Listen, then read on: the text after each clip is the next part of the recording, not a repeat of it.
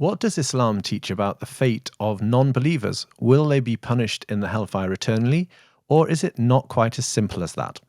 Welcome to another edition of the Bordering on Belief podcast. With me to discuss this today are Jon Hoover, Professor of Islamic Studies at the University of Nottingham. He has written widely on this area in terms of articles and book chapters.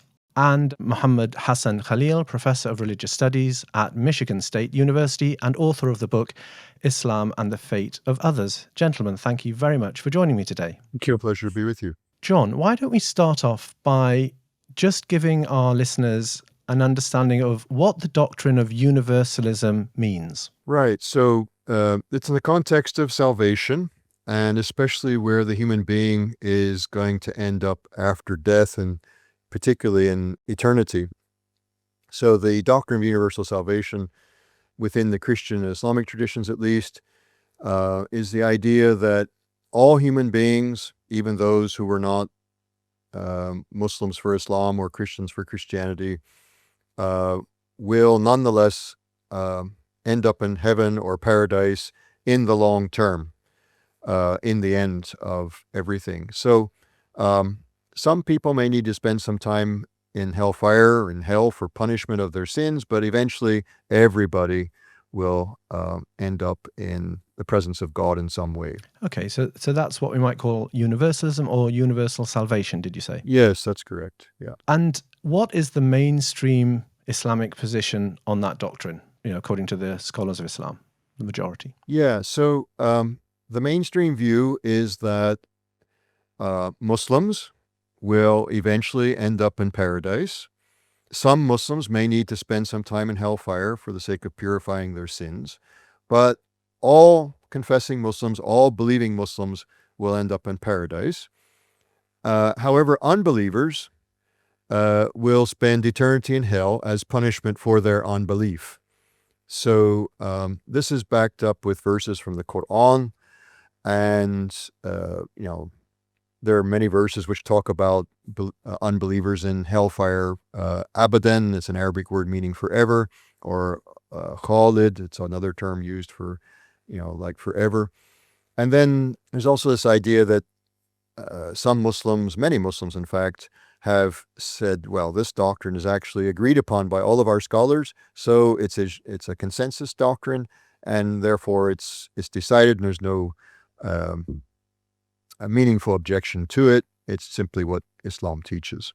So it's the majority doctrine. So some have gone as far as to say it's the consensus doctrine that there is no such thing as universal salvation in Islam. But what we're going to discuss today are some quite prominent voices that have dissented from that view.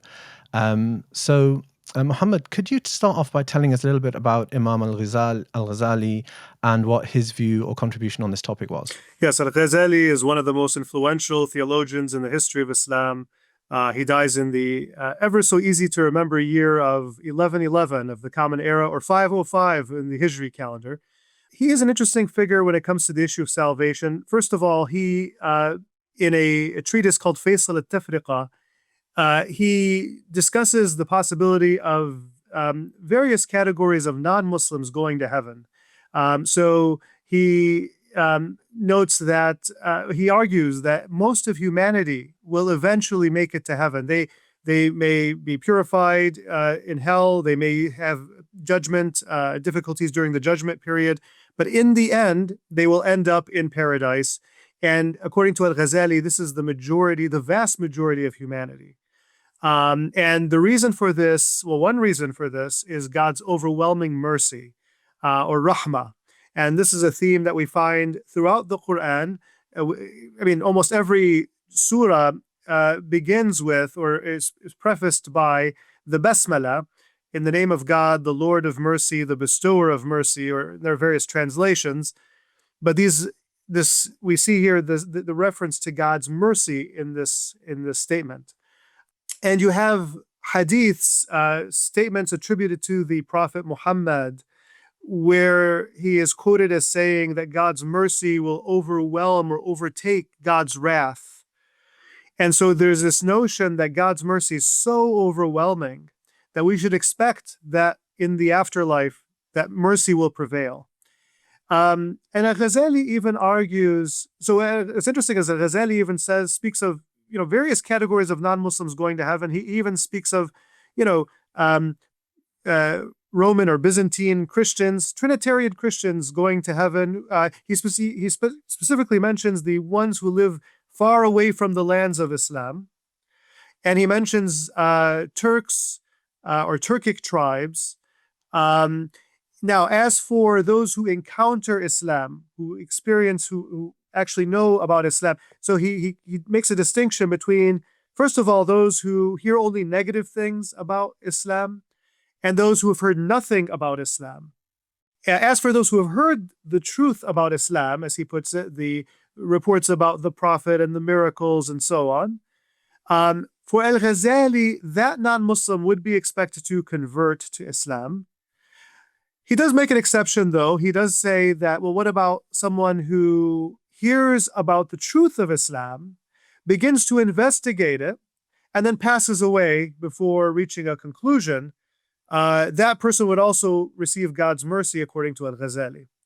And in the end, for Al-Ghazali, again, the norm is that the vast majority of humanity would receive God's mercy and be admitted to paradise. And interestingly, when he reflects on the names of Allah, the names of God, he says that there is mercy in everything, even in the punishments. Even in the punishments, there is mercy. There is a greater benefit. And he adds, in a kind of, he has this sort of cryptic ending where he says, beyond this is a secret that I cannot reveal. Mm-hmm. And so you wonder now, what's that secret? But anyway, that's Al-Ghazali.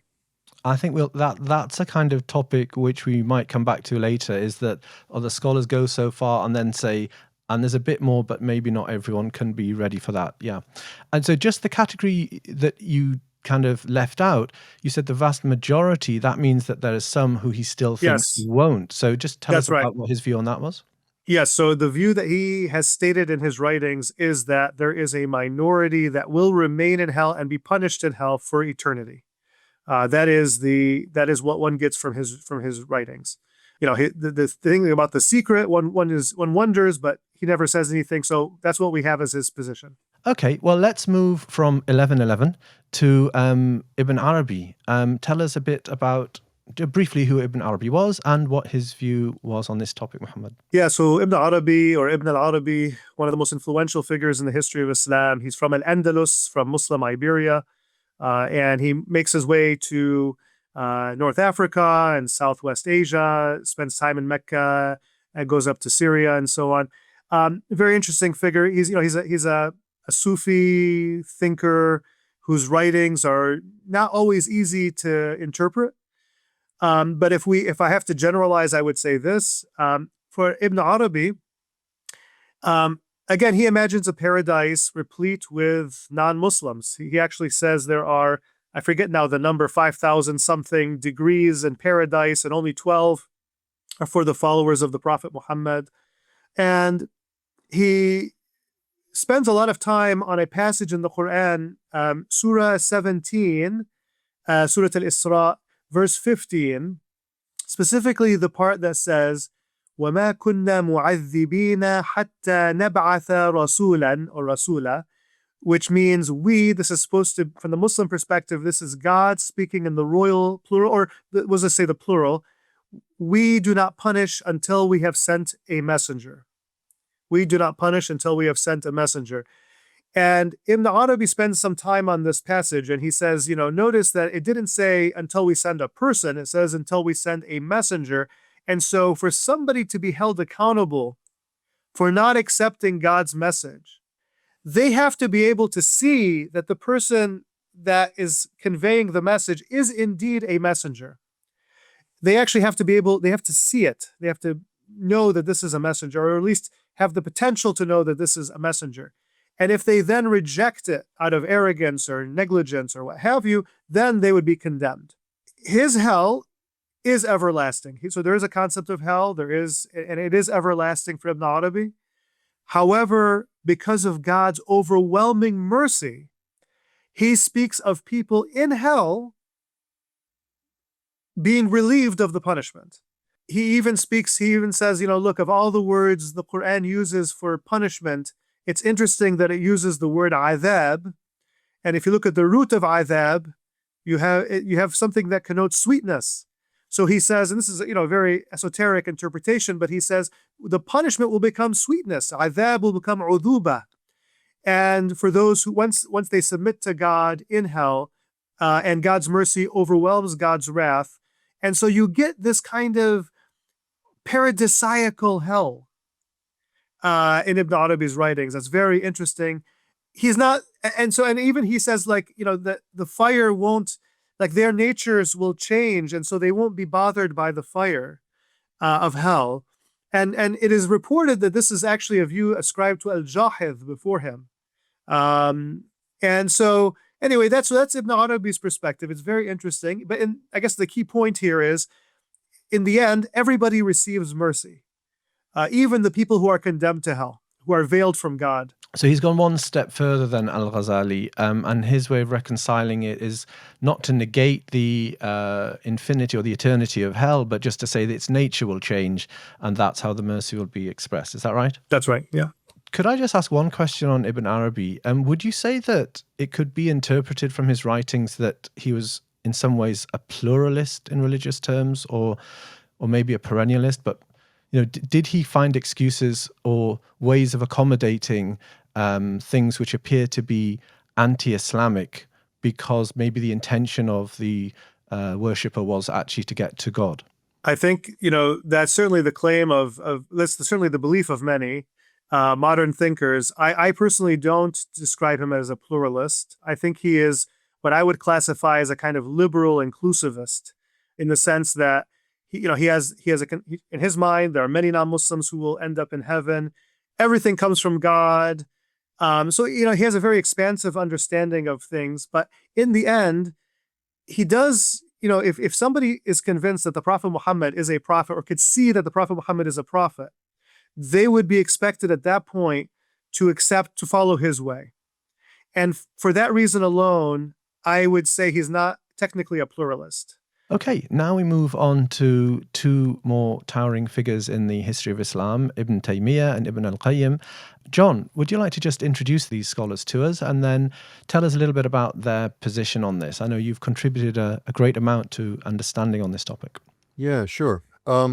So Ibn Taymiyyah was a reformer who lived in most of his life in Damascus in the late 1200s and early 1300s. He died in 1328. Ibn al-Qayyim was his foremost student, and he passed away in 751. I think it's 1350 in the Common Era.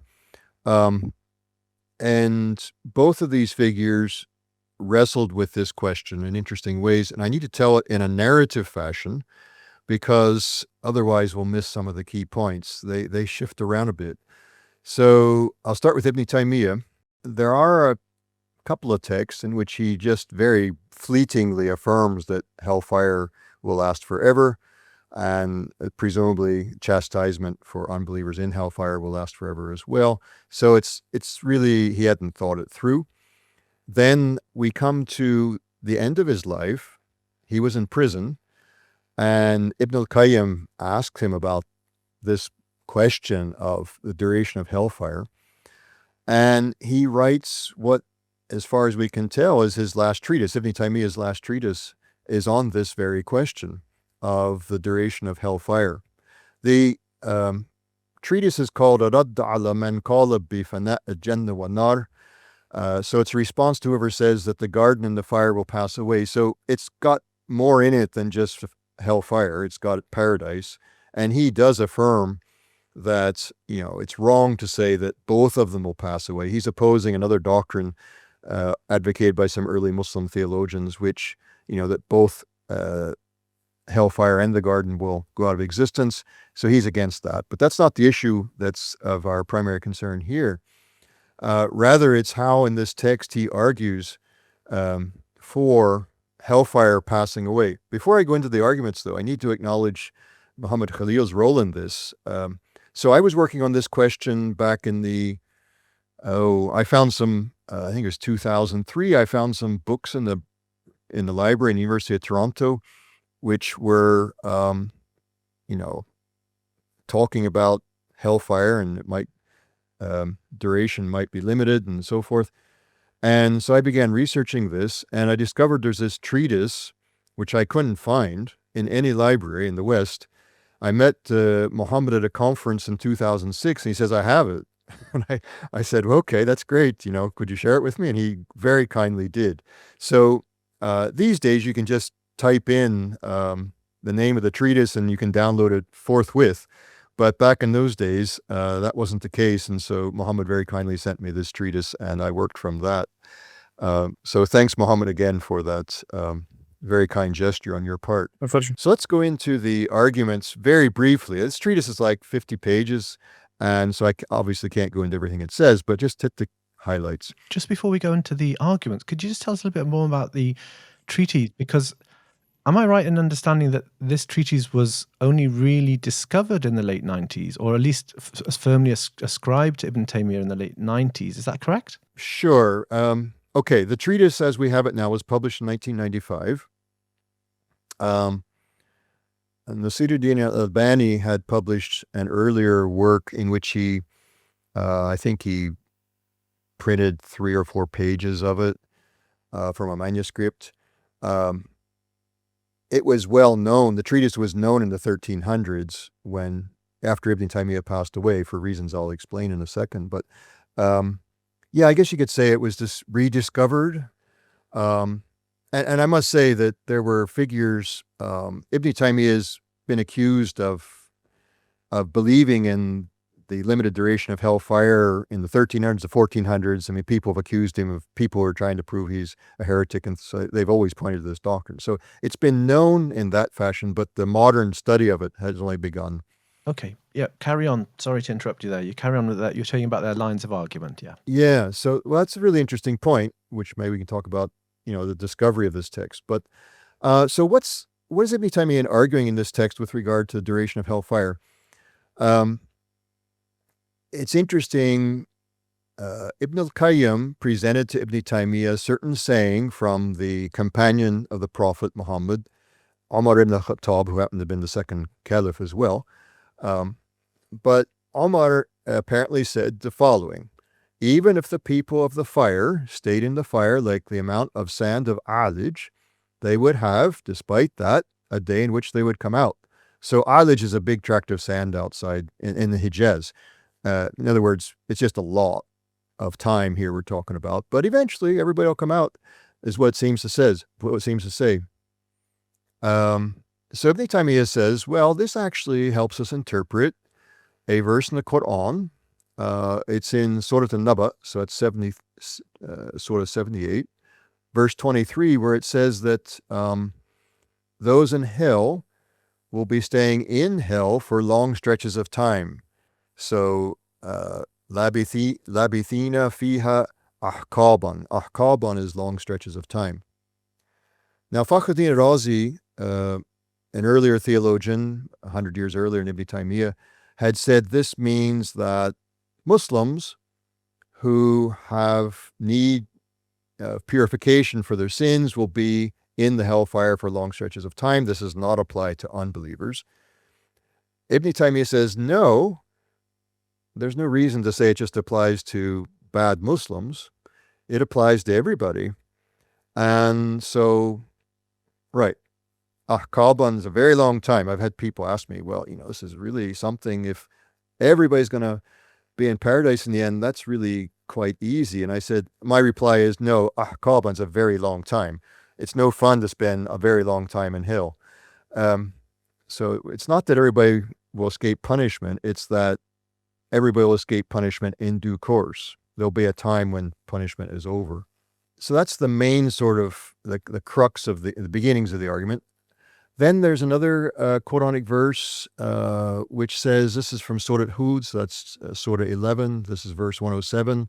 Residents of the fire will be abiding in the fire as long as the heavens and the earth endure. Notice the qualification. Ibn Taymiyyah says, well, that's only as long as the heavens and the earth endure. After that, no need to be in the fire anymore. And then it goes on, except as your Lord wills. So there's a qualification of God's will here. God might decide to end the fire. And then there's a companion report, Ibn Abbas in this case, which reads, "It is not necessary for anyone to judge God with respect to his creatures or to assign them to a garden or a fire." So this implies the fire may not be forever. There's no need to say the fire is forever. There are other options. God might decide otherwise. Now, Ibn Taymiyyah is fully aware of the plethora of Quranic verses which indicate that unbelievers will be abiding in the fire forever, at least labithina fiha, how's it go? Labithina fiha abadan. So abadan translates forever. And he says, well... Khuld, you also mentioned khuld earlier, yeah? Yeah, so I'm translating khalid or khuld here as abiding, so also implies staying forever, basically. He says all this applies just to the duration of the punishment, which can come to an end in view of the other considerations that we have before us, such as the, ahqab being a limited time. Just to clarify the logic there, so he's Yeah. basically saying that these words which refer to enduring or eternal, as sometimes they're translated, are within the broader context that the overall punishment may still come to an end, but within that it is for the full duration. Is that what you're saying? What the logic is there? That's exactly what he's saying, yeah. So that is the textual evidence, if you will. He also appeals to consensus, or perhaps I should that's say, interesting. I should say he doesn't appeal to a consensus that he talks about consensus. So he refutes the consensus of the majority. Here we have to understand he has what I call a Salafi hermeneutic. He doesn't accept any consensus beyond the companions of the Prophet. Why? Well, people later on simply can't know. Maybe nowadays with the internet, you could say, well, we could get all the Muslim scholars together in the whole world and get their views, and may there be a consensus form. But back then, due to the limitations in communications, there's just no way that in the 10th or 11th or 12th, 14th centuries, you can convincingly argue that there's a consensus of the Muslim scholars on such and such a view.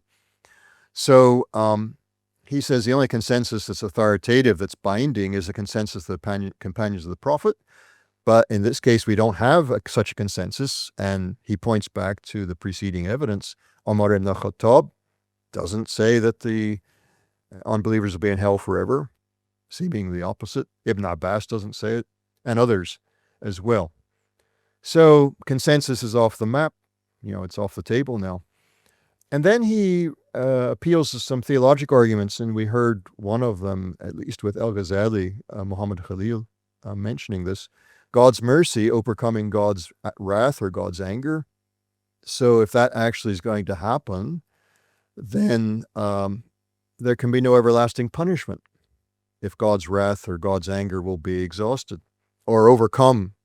And it's in the hadith, these affirmations. It's not just a theological argument.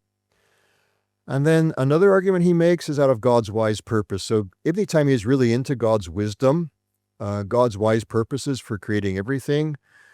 God created humankind and the jinn, as the Quranic verse goes, for worship.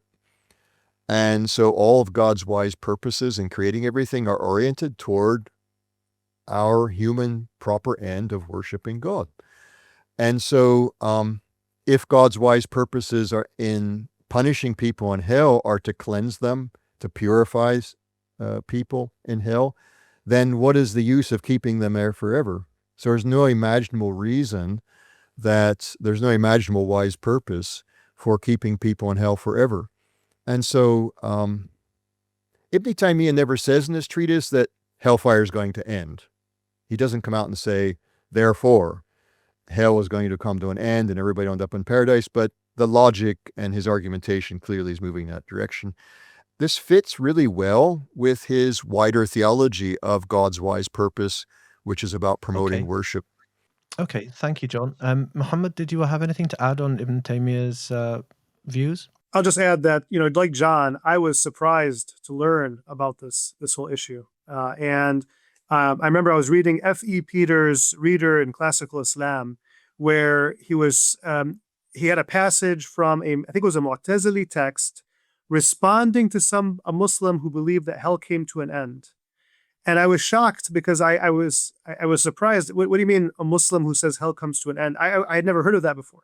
Mm. When you read most translations of the Quran, it seems like hell is, they will remain in it. Khalidina fiha abadan. They'll remain in it for, it seems like forever. That's the, the prevailing translation. So I was shocked, and I started looking into this. And the text that I ended up giving to John, I actually got it from somebody who's now quite famous, and that's Dr. Yasser Qadi. Back then, he was not a doctor. He was a doctoral student at Yale, and he was going to be in Chicago. I drove all the way to Chicago. I printed photocopied every single page. Now, as John says, you could just Google and it's all there. You could just find it online. Yeah, I'll also add that there are many people today who deny that Ibn Taymiyyah said this, and they'll, all kinds of denials. But I think, as John pointed out, these are modern denials. I mean, these are, people are quoting the text in the early centuries and quoting this position at least. Yeah, exactly. The thing, as John said, the arguments used by his opponents accusing him of heresy are pretty much endorsing the fact that he must have held these views, right? Yes, and I should also say I want to thank John, because after giving John the text, he published at least 2, maybe 3 articles that were very helpful for me personally as well. So yeah, I want to give the thanks back to John. While we're here, I want to thank both of you, because I've learned a lot as well from your works on this topic. So, right, before we spend the rest of the time thanking each other, let's move on to Ibn al-Qayyim then, John. So tell us what extra we get from his writings. Yeah, so this is actually my initial entry into the question. Ibn Taymiyyah came later. I discovered these ideas in Ibn al-Qayyim's books, especially his Shifa al-Alil. Now, again, we need to work at this narratively, because his positions vary as he goes along. As far as we know, he first started writing about this in 1345 in a book called Hadiya al-Arwah ila Bilad al-Afrah, spurring souls on to the realms of joys. It's a big book about paradise and encouraging people to live good life so they end up in paradise. In there, he takes up this question of, the eternal destiny of everybody. And it's not so clear exactly what he's doing until you get Ibn Taymiyyah's text in front of you. What he's doing is taking Ibn Taymiyyah's text and quoting it directly for a great much of it directly, and then elaborating it. So it's not always clear. Ibn al-Qayyim doesn't always say, now I stop quoting Ibn Taymiyyah and now I'm going to elaborate myself. But you can see that happening once you have Ibn Taymiyyah's text in front of you. Now, he likes therapeutic images, so he sees the fire as the great remedy, and he's quite expansive on these ideas. But then he gets to the end of this book, Hadiya al-Arwah, and it's really subtle. Some people have said, I think Benjamin Abrahamov, in an article, maybe 2003 or so, I forget, argues that Ibn al-Qayyim affirms limited duration of hellfire from this book. But I think if you read really carefully, Ibn al-Qayyim comes at the end and basically says, well, some companions said we just leave this to God. So he puts out all the arguments and said, well, I just take an agnostic position and I leave the question open and leave it to God. In Shifa al-Alil, which he seems to have written very soon after the Hadiya al-Arwah, Shifa al-Alil means healing of the sick. This is a huge book on the problem of evil. If you want to learn about the problem of evil in Islam, it's a great book. And there's been a partial English translation of it as well. So he expands again the arguments from Ibn Taymiyyah, rearranges some things, lots of therapeutic imagery. And then again, even more clearly than in the preceding work, he withholds judgment, leaving the duration of hellfire to God's will. So he's being careful, but he's, I would say, humanly speaking, struggling with this, where should I come out? Then there's another book which he seems to have written very soon after that, called As-Sawa'iq al-Mursala, huge book on God's attributes. So As-Sawa'iq al-Mursala means thunderbolt sent out. He has a penchant for colorful titles. So in here, in this book, in this section talking about the question, he talks about the fire as God's whip, which will lead us to God's mercy and then eventually to the garden. So obviously the fire has an instrumental role or a therapeutic role or a reformative or rehabilitative type of role. Purgatory, yeah. Yeah. Yeah, sure. Purgatory, purgation. Yeah. So he talks about God's justice and God's blessing. He comes up with a new argument that, well, if how can God punish us forever for something that we only did for a limited time? If we're unbelievers our whole lives, that's just for, say, 70, 80 years, how can God punish us forever for just that limited period? That doesn't seem fair. So that also then combining this with, God's mercy. So basically add all these things up and he says, well, you should be able to see the light. But if you can't, then just withhold judgment. So he doesn't come out and say it, that his position is, limited duration of the fire and eternal universal salvation. But that's where he's going. That's where he's definitely going. And if you're not able to see it, then withhold judgment. So I think he's gone a step beyond the preceding two works. Right. So now we need to shift to another guy named Taqiyuddin as-Subki. He's a Shafi'i jurist. This is where it gets into personalities now, yeah. Yeah, sure. So Taqiyuddin as-Subki was around in Ibn Taymiyyah's later life, caused some trouble for Ibn Taymiyyah back in the day. But Taqiyuddin as-Subki and Ibn al-Qayyim get mixed up in some issues. One's around horse racing, divorce, other theological matters. And as-Subki writes a treatise in 1348 against Ibn Taymiyyah. So what he does is takes Ibn Taymiyyah's text, which Ibn Taymiyyah wrote in 1328, or perhaps just slightly earlier. It was the last thing he wrote before he died. And he quotes chunks of it, or he interacts directly with that text. And again, you may not see that just reading as-Subki's text, but once you have Ibn Taymiyyah's text alongside it, it's very clear that's what he's doing. And as-Subki responds not to Ibn Taymiyyah's theological argumentation, but rather says, look, the Quran, just there's so many verses that teach that the fire is eternal for unbelievers, not to mention then we have consensus as well.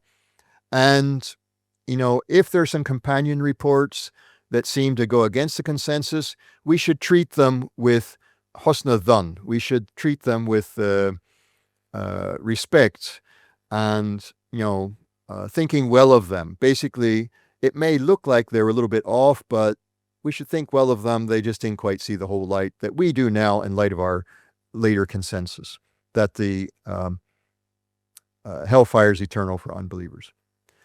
My view is that as-Subki wasn't really writing this against Ibn Taymiyyah out of the blue. It has to be put in the context of his conflicts with Ibn al-Qayyim, one of which seems to be a conflict over this universal salvation idea as well.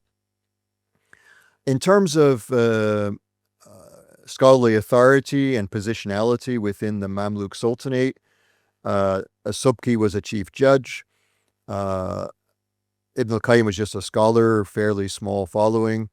And so I use the word bullying. As-Subki probably bullied Ibn al-Qayyim.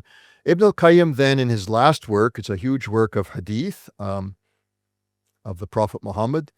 In the introduction to this work, so the work is called Zad al-Ma'ad, or Provisions for the Afterlife.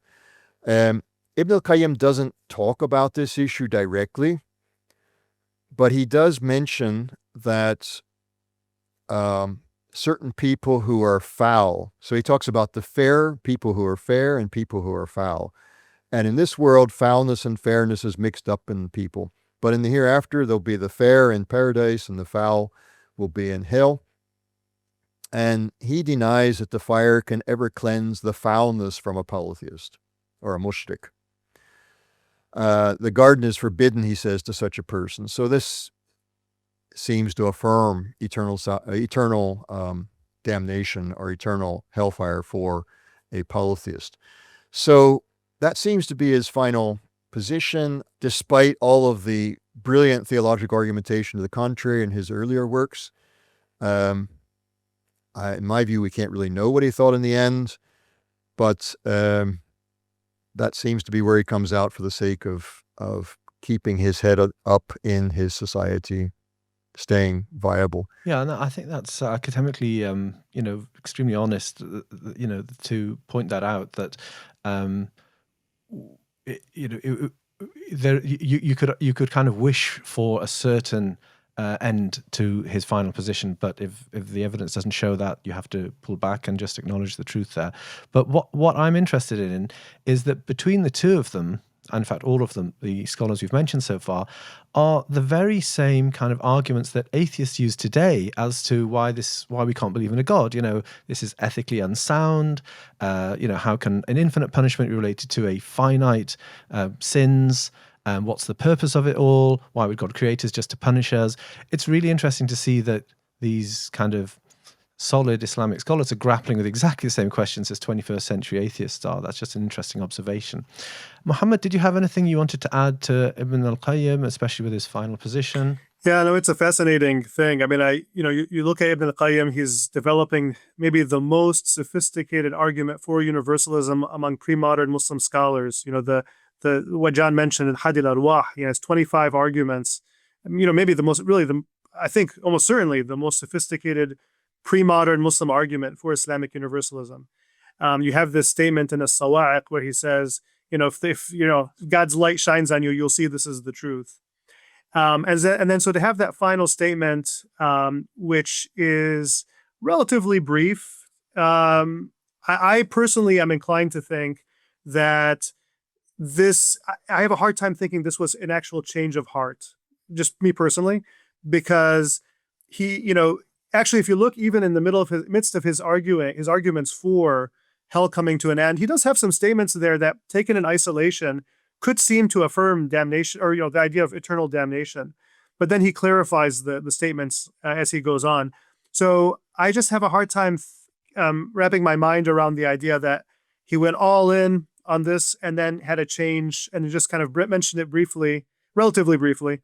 But it's one of those mysteries. We'll never really know. We can't get inside his head. So, I mean, we could carry on talking about this particular topic for another hour, but we're going to have to move on a little bit. Okay, Muhammad, let's take us a bit further forwards now. So those views that you've mentioned, Al-Ghazali, Ibn Arabi, Ibn Taymiyyah, Ibn al-Qayyim, what happened in the centuries after? How were those views viewed? Were there any other kind of scholars who took up the same arguments again later on? Yes, well, from what I recall, there is a creedal text written a little over a century after the era of Ibn Taymiyyah. If I recall correctly, I have to go back and look at my text, but the point is that there's this text describing the acceptable positions, and on the issue of hell coming to an end and people going to heaven is mentioned as one of the legitimate opinions in this creedal text. And I mentioned this in my book. I'm forgetting now the reference, but by the time you get to the 20th century, you have some pretty prominent figures who are promoting this idea. You have Rashid Rida, whom I would describe as a cautious universalist. He presents the entire argument by Ibn al-Qayyim for hell coming to an end in his Al-Manar, the famous periodical Al-Manar. You even see angry letters to the editor in the subsequent issue, where readers are like, this is blasphemous. How could you, promote this? And then Rida responds by saying, well, look, I'm not going to say this is definitively true, but it's possible. I mean, so he's a kind of cautious universalist. And then you get someone like Yusuf al-Qaradawi, who actually also quotes Ibn al-Qayyim, and he actually seems to promote the idea of hell coming to an end and people going to heaven. And that's maybe a bit surprising, given the reputation that al-Qaradawi has. The famous Egyptian, I guess we could say Islamist thinker and scholar. And then, of course, you have people who are responding. But what's interesting, actually, is you even get some folks who are very different from Ibn Taymiyyah promoting some of the same ideas. So in the context of the Ahmadiyya, interestingly, you have this translator, Muhammad Ali of Lahore, who was of the Lahore Ahmadiyya, who, they believe that Mirza Ghulam Ahmad of the 19th century was the Mahdi. They don't believe he was a messenger, unlike the other Ahmadiyyas, the Ahmadis. They believe he was a Mahdi. So Muhammad Ali of Lahore, he has this very famous translation of the Quran that was maybe the most famous in the English language in the first part of the 20th century. Just in general, to the extent that James, I don't know if you pronounce it Robson, he felt compelled to write a response to say this is not representative of the majority view, because what Muhammad Ali says, he basically presents this idea of hell coming to an end and everybody going to heaven as the kind of standard understanding of the Quran. And he presents arguments and justifies it. And what's interesting is later on, you have Elijah Muhammad in the Nation of Islam quoting these statements or presenting the same idea, even though their whole concept of the afterlife was it was so different. And, did they even believe in a true afterlife? There's a whole discussion there. But it's interesting, he kind of borrows some of the same arguments. And if you trace it, it all goes back to Ibn Taymiyyah's, the arguments Ibn Taymiyyah was presenting. So you have this interesting connection between Ibn Taymiyyah and Elijah Muhammad. And by the way, Elijah Muhammad named the boxer Cassius Clay Muhammad Ali because of Muhammad Ali of Lahore's translation of the Quran. That was the translation he really admired and appreciated. And Muhammad Ali of Lahore's grandson actually confirmed this. This thought came to me as I was going, and then he confirmed that this is exactly what Muhammad Ali the boxer told him. So it's interesting. You go from Ibn Taymiyyah all the way to Muhammad Ali the boxer even. I never thought we'd come there. So that's really interesting. And in fact, that takes us right up to the present day. And really what I want to talk about now is why this is an important topic today.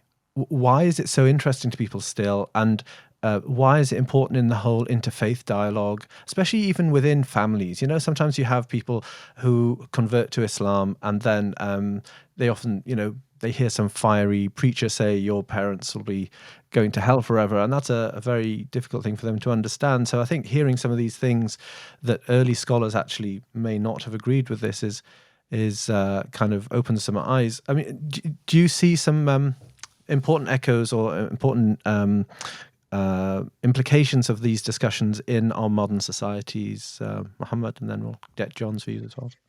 I think the fact that, this kind of opens the door. There are all kinds of possibilities. I think that's the kind of the key conclusion here is that you cannot definitively, so if you say, for example, I'm going to heaven or you're going to hell, that in an Islamic context, that would be seen as highly problematic. I think it's safe to say for the majority of Muslims. And I think this discourse takes that a step further and just kind of opens the door to the range of possibilities. And when you recognize that, you're left with what I would consider a kind of positive ambiguity, where you are left with a sense of humility. You don't know where you're going to go, but then also a sense of hope because of God's mercy. And I think just that kind of openness is for many people very helpful. As it's a helpful realization. I think it opens room for ambiguity and a lot more tolerance and more mature spirituality, if I even may say that. But I want to highlight something that in a modern liberal sort of theological environment does sometimes get lost. So one thing I noticed as I was working through this issue in these various texts, there's really a tension between theories of punishment in play. So, do we punish people in order to give them their just desserts? We're talking about why do you put somebody in prison, for example? Is it because they committed a crime and they deserve, 5 years for their crime? And when they pay that time off or they serve that time, then they will have received their just desserts and they can be released. Or is the purpose of punishment reform, rehabilitation, even like Ibn al-Qayyim, therapeutic in some sense, in order to make the person a better person, to make them so they won't commit the crime again? And so they serve their 5 years, at which point they're released because they are now a different person, a better person. So transposing that to hell, what's the purpose of hell? Is it retribution or is it rehabilitation? So you can't imagine a limited time in hell as retributive. If you, let's say, are 80 years an unbeliever, then maybe 80 years in hell would be the right retribution. However, if you believe that rehabilitation is the purpose of hell, you cannot believe in eternal, or it simply doesn't work to believe that hell is eternal or that people are in hell in eternity, because it defeats the purpose of rehabilitation. And is God going to be defeated in God's purposes of rehabilitating people, reforming people? So I think this issue raises those very important questions about life, which, involve not just how we punish people in prison, the prison system, why we punish them. It goes down to how we raise our kids. Has a lot of implications. Now, when it comes to Ibn Taymiyyah, a lot of people are surprised by this view of his, but I have an article, I published in 2018, very brief article, where I argue that it fits with his wider outlook on punishment. So Ibn Taymiyyah is known for being severe. He's a very ardent reformer. He doesn't have much time for the theological nonsense or even misbehavior of Sufis and so forth. Sometimes he can be very, very sharp. And if you read some of his writings on punishment, for example, the punishment for drinking wine, if somebody's an inveterate wine drinker, so on the fourth offense, his prescription is death penalty. So this seems really severe. It is severe. And his argument for that is deterrence. And then if you take that on into, and also improving the whole religious quality of society, he's not interested in political wars and, politics. He's interested only really in improving the religious quality of society so that everybody can worship God fully. And this extends into the hereafter as well. So the fire becomes an instrument of God's, you can say, mercy, but it's a very, very violent instrument, which fits with Ibn Taymiyyah's views of the purposes of violence in this life. So the purpose of violence in this life is, if it's used correctly, is to improve the religious condition of society, which doesn't fit very well with our modern liberal notions of how you treat people for deviance in religion. If you don't believe the right thing, if you don't, if you don't practice the prescriptions of Islam in a modern liberal society, there's no punishment in the state for drinking wine and all that. Okay, the community might try to control you and so forth. There are some Muslim states which might have some punishments for drinking wine, but many that don't, in fact. So the point here is that if we're going to think about hellfire as a tool of God's mercy to reform people in religion, the ultimate result is everybody ends up in paradise, but it removes the role of human free will to resist God's mercy. And some people would say counter that, well, God's mercy simply overwhelms and overpowers. And so it's really not a serious consideration. God is so much bigger than we are. But on the other hand, if you want to have a role for human dignity and human free will, and you want to have a room to critique the idea that violence is a proper tool of enhancing or improving the religious state of society, then I think we need to be a little bit critical of Ibn Taymiyyah's views. So it's not so easy, is what I'm trying to say, in just saying, oh, wow, Ibn Taymiyyah believes in universal salvation. Isn't this wonderful? There's a whole philosophy of punishment behind it, which I think we need to think carefully about before we advocate. No, absolutely. I think it's a very good point that you can't just pick and choose, and especially when it comes to writers' worldviews. Great. I'd like to do something a little bit creative now, for fun. If you could just pick one of these scholars that we've talked about today, and without any justification, speak on their behalf. What do you give me one message that you think they would perhaps want to give to the modern world if they were alive today? Mohammed, can you try that? Well, if I compare what Al-Ghazali, Ibn Arabi, Ibn Taymiyyah, and even Rashid Rida, what they had to say, and I compare it to what I was taught in some maybe certain Islamic school contexts, I think they would say you need to emphasize mercy a little more. And John? Yeah, so Ibn Taymiyyah, whose thought I know the best, I think he'd probably say, well, devote all your energy to advancing religion and be shrewd about it. So do what's to the best benefit of religion. That's his motto, I think, whether it's in the 1300s or the 21st century. Thank you very much. Mohammad Khalil and Jon Hoover, thank you very much for joining us today. Thank you so much. You.